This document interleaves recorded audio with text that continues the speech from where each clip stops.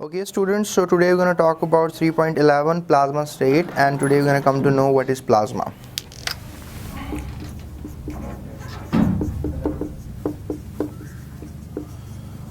Students, plasma जो है that is a really fourth state of matter, और इसको सबसे पहले एक इंग्लिश साइंटिस्ट था सर विलियम क्रोक्स इन 1879।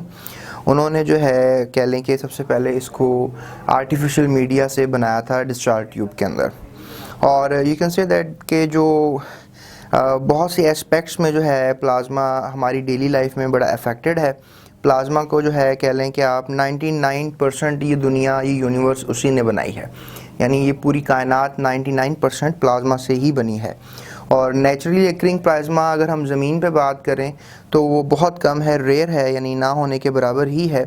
इन्वेंटर्स ने प्लाज्मा को बहुत से तरीक़ों से इस्तेमाल किया है, और जिसमें आप ये आजकल देखते हैं कि जैसे बहुत से नियॉन साइंस वगैरह हैं, एडवर्टिजमेंट लाइट्स होती हैं और फ्लोरेसेंट बल्ब्स वगैरह होते हैं, इनके अंदर जो है हम प्लाज्मा को इस्तेमाल करते हैं। यानी कि इसमें बहुत ज़्यादा इलेक्ट्रिकल डिस्चार्ज दिया जाता है जिसकी वजह से प्लाज्मा स्टेट बनती है, और वो आपको एक बल्ब जलता हुआ, फ्लोरेसेंट लाइट जलती हुई या कोई ट्यूब फ्लोरेसेंट जलती हुई नज़र आती है। आपकी घर में ट्यूबलाइट एनर्जी सेवर है, उसमें भी गैस प्लाज्मा के तौर पे ही इस्तेमाल की जा रही है। और इसके अलावा जब बिजली चमकती है तो फिर थोड़े वक्त के लिए आसमानों पर भी नेचुरली तौर पे यू कैन से दैट कि प्लाज्मा बन जाता है।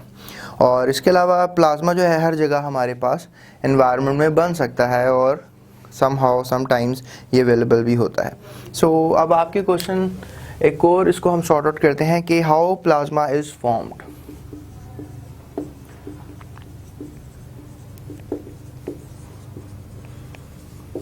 कि प्लाज्मा जो है वो कैसे बनता है। प्लाज्मा जैसे फॉर एग्जांपल आप हीट सप्लाई करते हैं एटम्स को, मॉलिक्यूल्स को, तो जैसे हाइड्रोजन गैस है, तो hydrogen gas basically atomic state में एग्जिस्ट करती है 25 डिग्री सेल्सियस पे। जब आप स्टूडेंट्स बहुत ज़्यादा टेम्परेचर इंक्रीज़ कर देते हैं, तो लेट्स से दैट के आपने 2000 डिग्री टेम्परेचर इंक्रीज़ कर दिया, तो ये दोनों एटम्स जो हैं ये अब एक दूसरे से जुदा हो जाएंगे और अकेले अकेले एग्जिस्ट करेंगे, यानी अब ये साथ नहीं रहेंगे, डायटोमिक मॉलिक्यूल नहीं रहेगा, एटॉमिकनेस क्रिएट हो जाएगी और ये एटम्स जो हैं दूर हो जाएंगे। लेकिन अगर फॉर एग्जांपल आप अगर 10,000 डिग्री तक टेम्परेचर को ले जाते हैं, तो स्टूडेंट्स ये एटम्स अपनी कह लें कि इलेक्ट्रॉन्स को लूज़ कर देंगे और ये आयंस की शक्ल इख्तियार कर लेंगे। तो डेफिनेशन में हम देखें तो ionic form of matter is called as plasma. तो अब ये आयंस बन जाएंगे, right. So you can say that कि आयनाइज गैस का जो मिक्सचर होगा उसमें आयंस होंगे, इलेक्ट्रॉन्स होंगे, और इसके अलावा उसमें कुछ न्यूट्रल एटम्स भी हो सकते हैं, तो वो उसको हम प्लाज्मा कहेंगे। प्लाज्मा जो है एक डिस्टिंक्ट स्टेट है मैटर की, जिसमें आप कह लें कि बहुत से करैक्टरिस्टिक्स को स्टडी कर सकते हैं और बहुत से इसके यूजेस को ज़ेर गौर ला सकते हैं।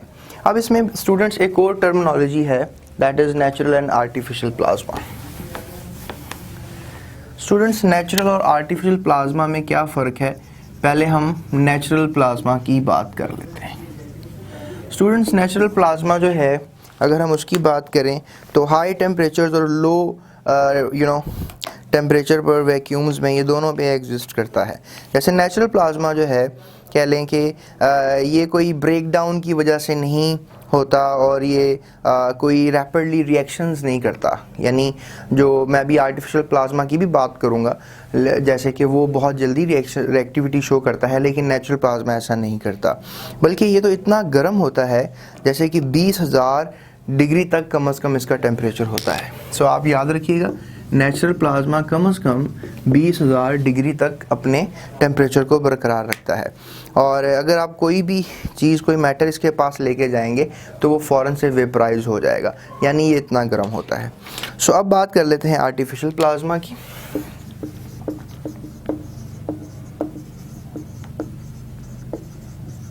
स्टूडेंट्स, आर्टिफिशियल प्लाज्मा जो है that is something like ionization of gas को हम कहते हैं। जैसे अभी मैंने आपसे थोड़ी देर पहले जिक्र किया कि आप एक ग्लास ट्यूब लेंगे, उसमें आप करंट लगाएंगे तो उसके जो मैटर है वो आयोनिक फॉर्म इख्तियार कर लेगा।